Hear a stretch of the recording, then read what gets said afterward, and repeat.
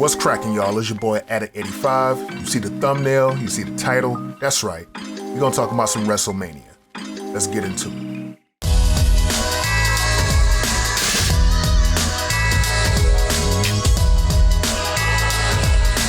So WrestleMania weekend just passed, WrestleMania 39, and this was a big one. But I mean, WrestleMania is always a big event.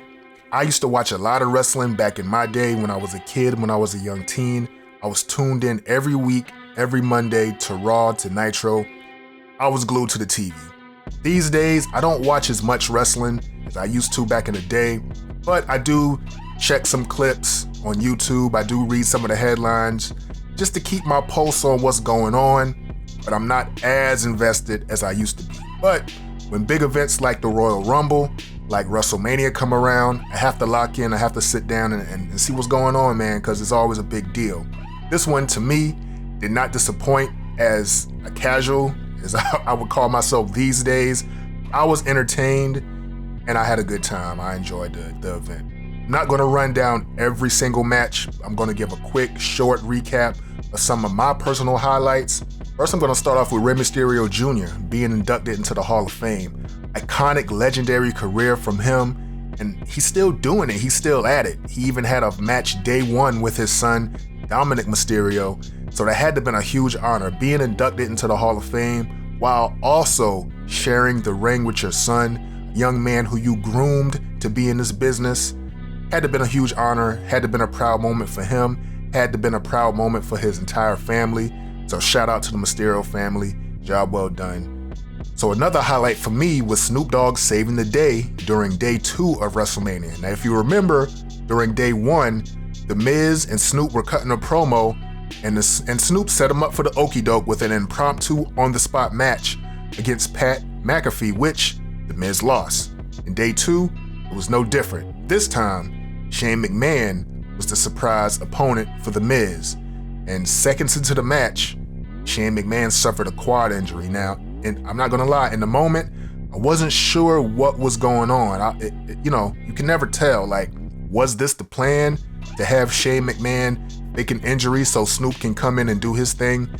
It looked real at first, but then I was like, well, Snoop just seamlessly and effortlessly stepped in and stepped up and got the job done. It made me question whether or not that was the plan the whole time. But Shane was injured. The referee was tending to him. Snoop jumped in, said, yo, what's going on, man? Punched The Miz, knocked him down, and did probably the lamest, weakest, slowest people's elbow that I have ever seen. But Snoop did his thing. He improvised. He saved the day. And shout out to him, man. That was something else. And again, like I said, I wasn't sure if Shane actually injured himself, but during the post-event conference with Triple H, he confirmed that yes, it was a real quad injury that Shane McMahon suffered. So, hoping for a speedy recovery for Shane. It sucks in that moment. You train hard probably, and you come back for WrestleMania, the biggest night of the year, and to have that just literally seconds into the match, I'm sure that sucked. But Shane's been there before. He can handle himself, and he'll be on the road to recovery very, very soon. So shout out to him. Shout out to all parties involved. The ladies had their moment to shine as well, man. Now, I gotta admit, the Charlotte Flair versus Rhea Ripley match, I didn't watch that one in its entirety. I saw the beginning, but at some point, I dozed off. I fell asleep, I dozed off. By the time I woke up, that match was over. I didn't know who the winner was until I went online to find out the results. Rhea Ripley, apparently, obviously, won the match, got the Women's SmackDown title from Charlotte Flair, so congratulations to her. I'm assuming it was a good match. I didn't see it, so I can't comment too much on it. But what I did see in its entirety was the Bianca Belair match versus Asuka. It was a pretty good match. It had its moments where it was a little shaky, but overall, the match was pretty good. Shout out to Bianca Belair for getting the W once again, retaining her Raw Women's title. And it's been a year now. She won it last year for the first time during the last WrestleMania. And here we go 1 year later. Still going strong. Her run is still at it. Shout out to her.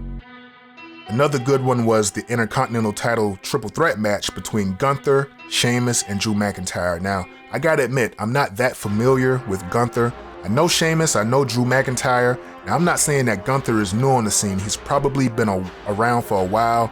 I'm just getting, catching on to him. But apparently he's over as hell. The fans love him. He gets a big pop. He's very popular. And put on, man, he's a great in-ring competitor.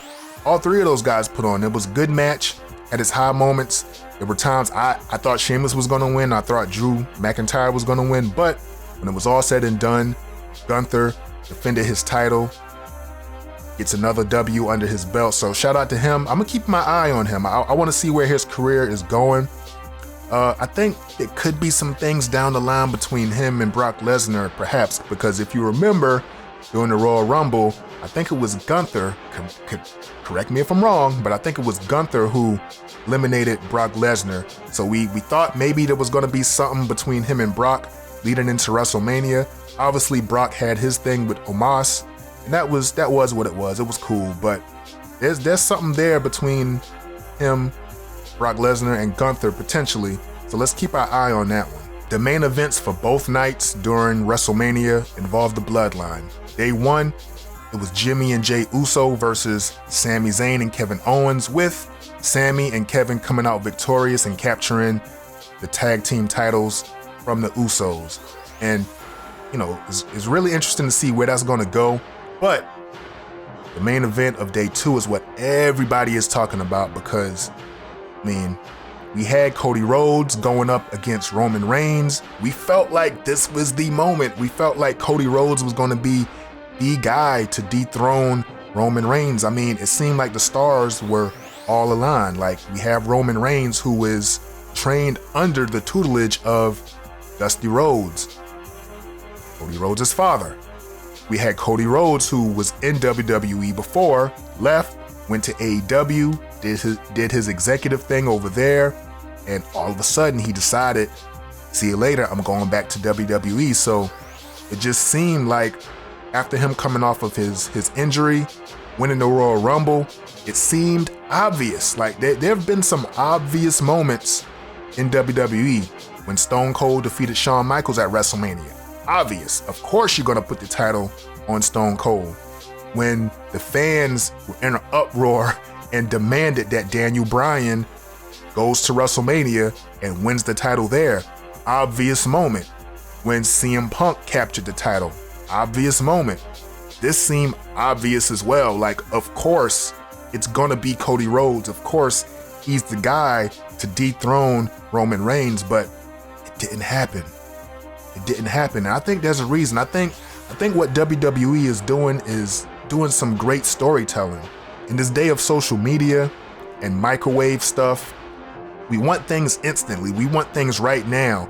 Our attention spans are short, and we just want to get to the meat and potatoes of it. But what they're doing is some great storytelling. I think Cody Rhodes will be the guy eventually. It just wasn't last night. Think about it. Cody Rhodes was injured.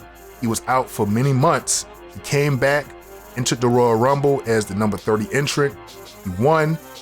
And the storyline, I'm not going to say it was rushed, but it was only 2 months between him winning the Royal Rumble and WrestleMania.